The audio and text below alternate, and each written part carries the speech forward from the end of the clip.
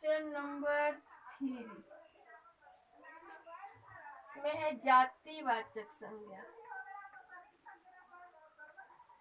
जातिवाचक, ठीक है, जातिवाचक संज्ञा किसे कहते हैं? ठीक है, तो अब हम आते हैं किसी भी जाति का लोग होता है, जैसे मनुष्य। मनुष्य हम बोले तो मनुष्य कहने से सारे मनुष्यों का उसमें आ जाता है, यानी सभी मनुष्यों का उसमें नाम आ जाता है, इसीलिए वो क्या है, सारे जब मनुष्य आ गए तो वो एक जाति हो गए। समझ गए? उसी तरह से पक्षी, पक्षी क्या होता है, एक जाति है। तो पक्षी बोलते हैं तो उसमें पूरा पक्षी आ जाता है। अगर पशु बोलते हैं तो केवल सारे पशु आते हैं। लेकिन अगर हम किसी एक चीज का नाम लेकर के बोले, जैसे कौवा, ठीक है, तो सिर्फ कौवा जाति भर का आएगा। सिर्फ क्या आएगा? कौवा जाति भर का बोध होगा। तोता, तो पूरे तोता जाति का बोध होगा। गाय, पूरा गाय जाति का बोध होगा। बैल, घोड़ा, जितने भी है ये सारे जाति का उसमें नाम आएगा। तो आते हैं हम जातिवाचक।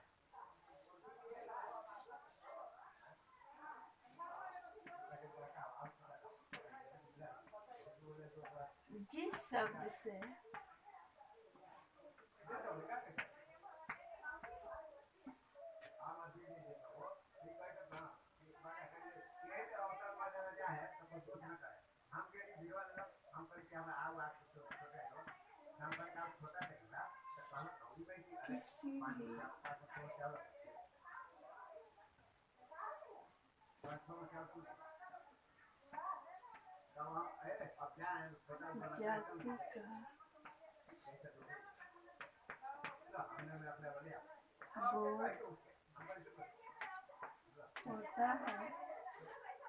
जिस शब्द से किसी भी जाति का बोध होता है उसे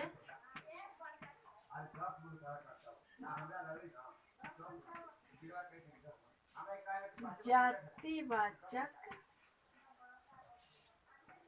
संज्ञा क्या कहते हैं? जातिवाचक संज्ञा कहते हैं।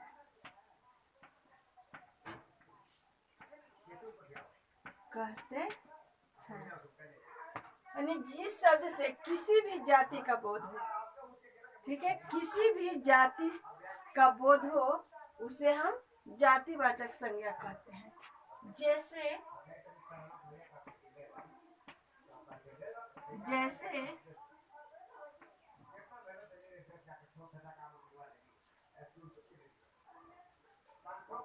तोता, तोता क्या है? पशु है, पक्षी है, एक पक्षी हुआ। तोता क्या है?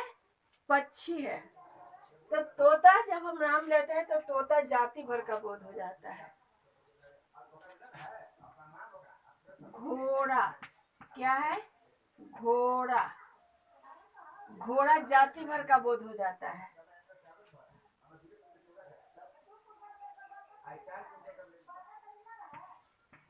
बिल्ली क्या है?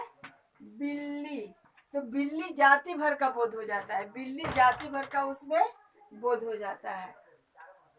फिर है जैसे गाय, गाय जाति भर का बोध होता है। मनुष्य, तो मनुष्य भर का बोध हो जाता है, पूरे मनुष्यों का, इत्यादि इत्यादि। इसके आगे और भी। तोता हम लिख दिए तो तोता, तो ऐसे तोता एक का हुआ, लेकिन तोता जाति भर का बोध है, तोता का जाति का ही बोध हो गया। घोड़ा, घोड़ा जाति का बोध हो जाए। बिल्ली, बिल्ली जाति का बोध हो गया। गाय, अगर हम किसी का नाम लेकर के कहते हैं तो सिर्फ एक ही का बोध होता है, ऐसे पूरे जाति का बोध हो गया।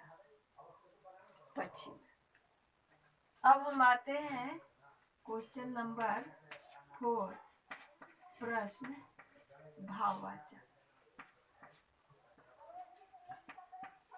भाववाचक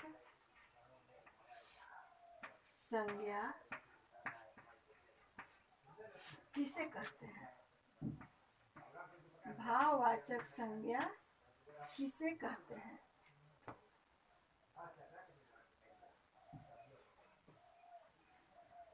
भाववाचक संज्ञा किसे कहते हैं?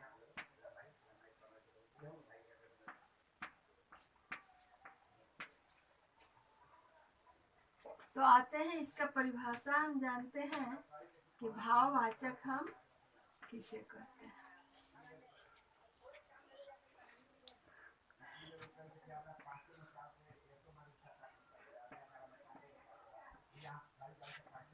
जिस शब्द से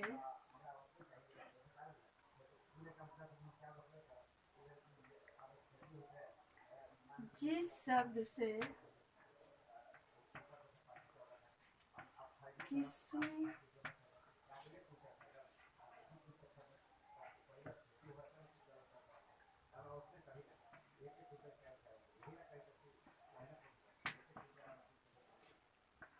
किसी के भाव का बोध हो उसे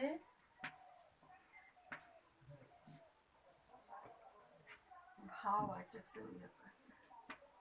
उसे भाववाचक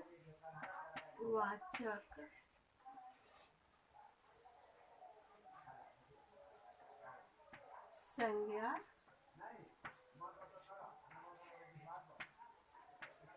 कहते हैं। जिस शब्द से किसी के भाव का बोध हो, जिस शब्द से किसी के भाव का बोध हो उसे हम भाववाचक संज्ञा कहते हैं। जैसे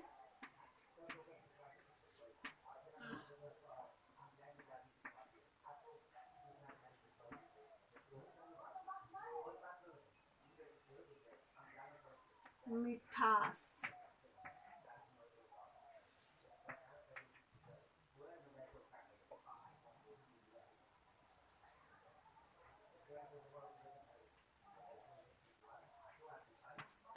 ईमानदारी,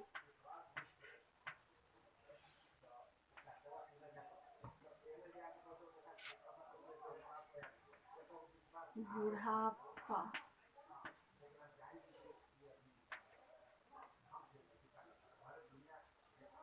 ईमानदारी, बुढ़ापा,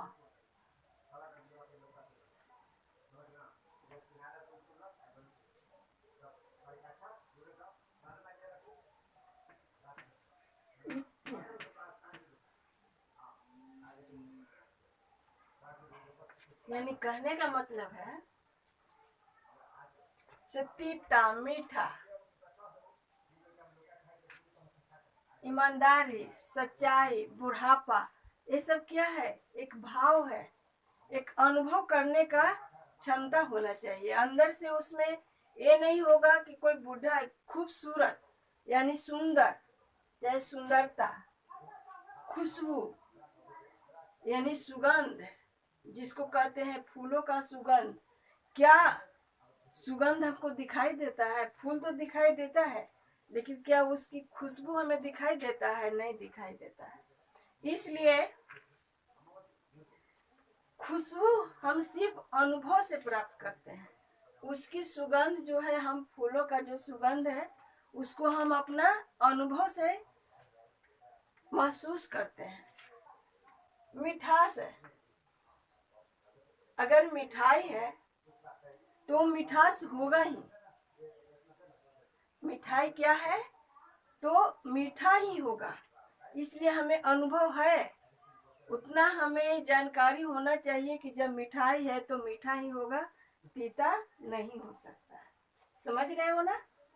तो उसी तरह से ईमानदारी दिखाई नहीं देता है, हम उससे अनुभव करते हैं कि वह जरूर यह ईमानदार व्यक्ति है। बुढ़ापा, अगर बूढ़े आदमी कोई दिखाई देते हैं, क्या हम उसको पकड़ के देखेंगे कि वो बूढ़ा है या जवान है? नहीं, हम अपने अनुभव से देख सकते हैं, यानी हम अपने आंखों से जब देखेंगे तो हमें खुद भी पता चल जाता है कि वो बूढ़ा व्यक्ति है। तो फिर हमें उसको छू करके देखने से क्या पता चलता है? कुछ भी नहीं। इसलिए हमें उसकी भाव से पता होना चाहिए। किससे?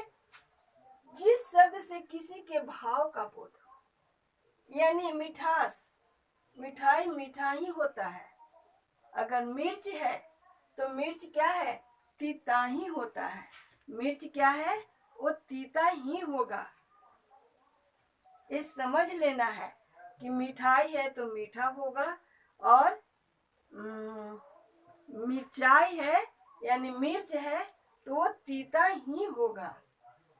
इसलिए हमें अनुभव करके ही देखना है, न कि उसको छू करके, उसको पकड़ के। ऐसा नहीं होता है। नमक, नमक है तो नमक कभी मीठा हो ही नहीं सकता। नमक क्या है? मीठा हो ही नहीं सकता है, क्योंकि जान रहे हैं कि नमक है तो नमकीन ही होगा। इसलिए कहा जाता है कि अनुभव से हम ज्ञात करते हैं। हमें उतना अनुभव होना चाहिए कि जब मीठा है, मिठाई है तो मीठा ही होगा। बुढ़ापा है तो बूढ़ा व्यक्ति को हम देख करके ही जान जाएंगे। मिर्च है तो हमें जानते हैं कि मिर्च तीता ही होता है, इसलिए वो तीता है। नमक है तो नमकीन ही होगा। और क्या बोलते हैं, चीनी, चीनी क्या है? चीनी है तो मीठा ही होगा। तो यानी अनेकों ऐसे उदाहरण हैं, यानी जिस सब से ही पता चल जाना चाहिए कि चीनी, अरे वाह, चीनी, चीनी है तो मीठा होगा। गुड़, गुड़ भी मीठा होता है। तो इस तरह से ईमानदारी है, सच्चाई है, बुढ़ापा है, सुगंध है, हवा, हवा को पकड़ के हम जानते हैं कि हवा चल रहा है। हम देख रहे हैं कि पत्ते हिल रहे हैं, पेड़ों के पत्ते हिलते हैं, तो हम समझ जाते हैं कि हवा चल रही है। हवा हमें दिखाई नहीं देता है, इसलिए हमें खुद उसके लिए अनुभव होना चाहिए। खुद हमें उतना ज्ञात होना चाहिए, यानी ज्ञान होना चाहिए, अंदर से कल्पना होना चाहिए कि हाँ क्या है। तो ये जब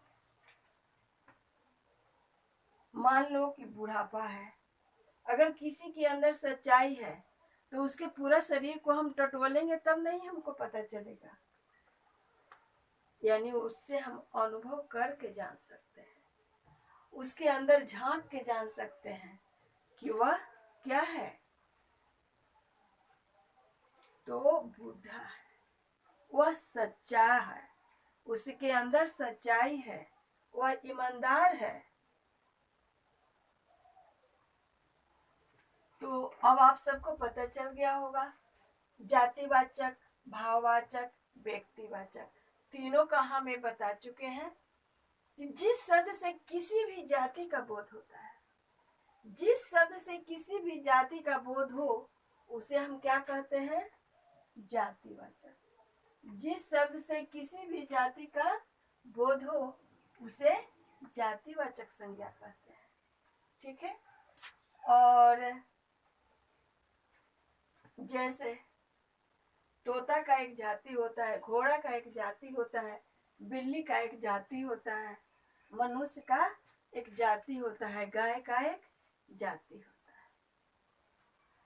तो इसलिए हम उसको जातिवाचक संज्ञा में लाते हैं। उसको हम किस में लाते हैं? तो जातिवाचक संज्ञा में हम लाते हैं। अब तो इतना सारे बच्चे को पता चल गया होगा कि जातिवाचक संज्ञा क्या है। अब है भाववाचक। भाववाचक संज्ञा में हम कहते हैं जिस शब्द से किसी के भाव का पता चलता है। किसी के भाव का पता चलता है, उसे हम क्या कहते हैं? भाववाचक संज्ञा कहते हैं। ठीक है, उसको हम क्या कहते हैं? भाववाचक संज्ञा कहते हैं। अब आप लोग को ये अनुभव करना है, अगर हम आप सबके हाथ में मिर्च पकड़ा दें और कहें कि मिर्च कैसा है, क्या उसको खाओगे तब जानोगे कि मिर्च तीता है?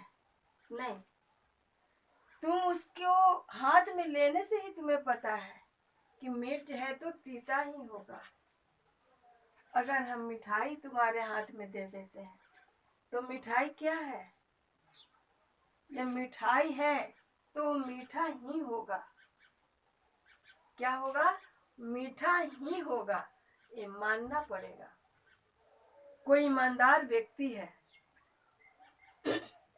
तो उसके अंदर की ईमानदारी हमें जानते हैं कि वो आदमी जो है वो ईमानदार है, इसलिए हम अपने अनुभव से उसको जानेंगे कि वह ईमानदार व्यक्ति है। बुढ़ापा, ये हम जानते हैं कि बुढ़ापा आने पे बूढ़े लोग चाहे तो ठेकुरी लेकर के चलते हैं या फिर झुक के चलते हैं, या उनकी बुढ़ापा का लक्षण दिखाई देने लगता है, तो हम अपने अनुभव से कह सकते हैं कि वह व्यक्ति बूढ़ा है। समझ में आया? तो ये हम संज्ञा के 3 भेदों के बारे में बताए। संज्ञा के 3 भेदों के बारे में बताए, जातिवाचक, व्यक्तिवाचक और भाववाचक। जातिवाचक, व्यक्तिवाचक और भाववाचक, ये तीनों संज्ञा के भेद हैं।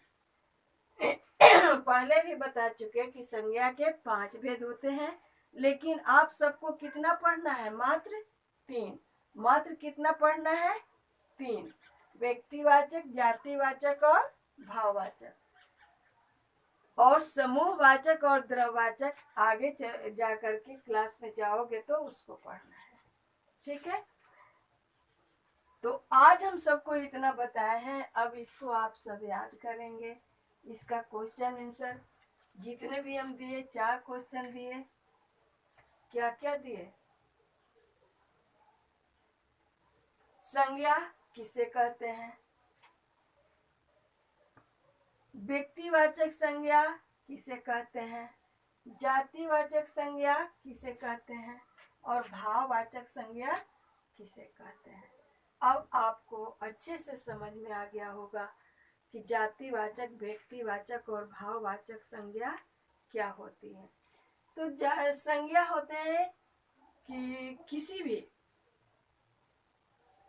व्यक्ति, वस्तु, स्थान, पशु, पक्षी या भाव के नाम को हम संज्ञा कहते हैं। व्यक्ति, वस्तु, स्थान या भाव के नाम को संज्ञा कहते हैं। संज्ञा के 3 भेद होते हैं या तो 5 भेद होते हैं। मुख्य रूप से 3 होते हैं, व्यक्तिवाचक, जातिवाचक और भाववाचक।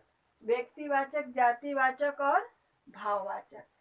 और संज्ञा के ऐसे 5 हैं, व्यक्तिवाचक, जातिवाचक, भाववाचक, समूहवाचक और द्रववाचक। लेकिन आप सबको व्यक्तिवाचक, जातिवाचक और भाववाचक, किसी खास व्यक्ति का बोध हो, जिस शब्द से किसी खास व्यक्ति का बोध हो उसे व्यक्तिवाचक संज्ञा कहते हैं। जैसे महात्मा गांधी, जवाहरलाल नेहरू,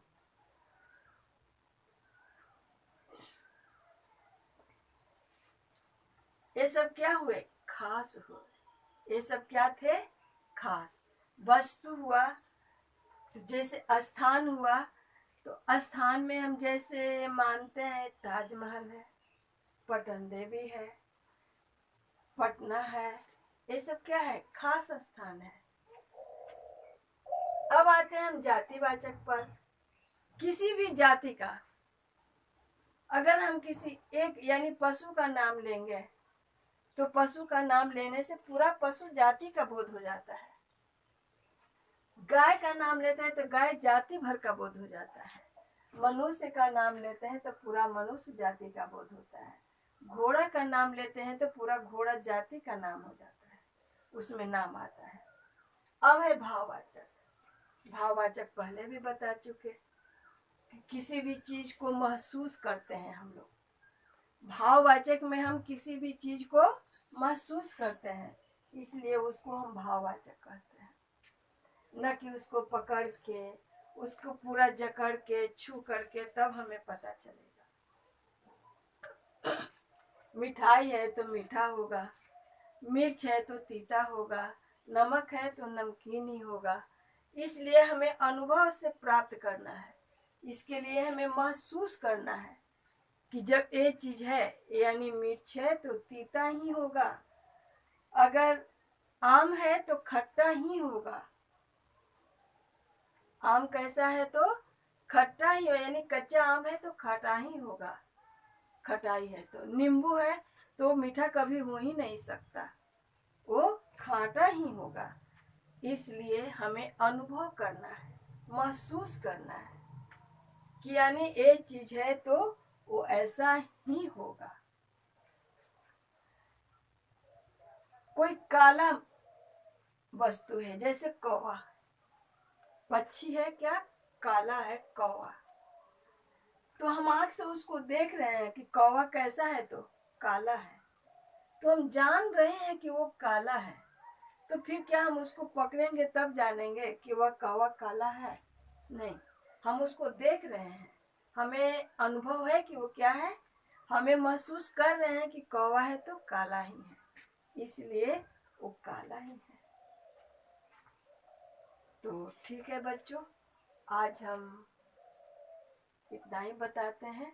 क्वेश्चन आंसर यानी कि अभ्यास पुस्तिका से कल बताएंगे, इसलिए इसको अच्छे से याद करना। आज का होमवर्क है, संज्ञा किसे कहते हैं, संज्ञा के कितने भेद होते हैं, जातिवाचक, व्यक्तिवाचक और भाववाचक संज्ञा किसे कहते हैं। अब हम अगले क्लास में फिर से अब आप सबको बताएंगे। ठीक है बच्चों।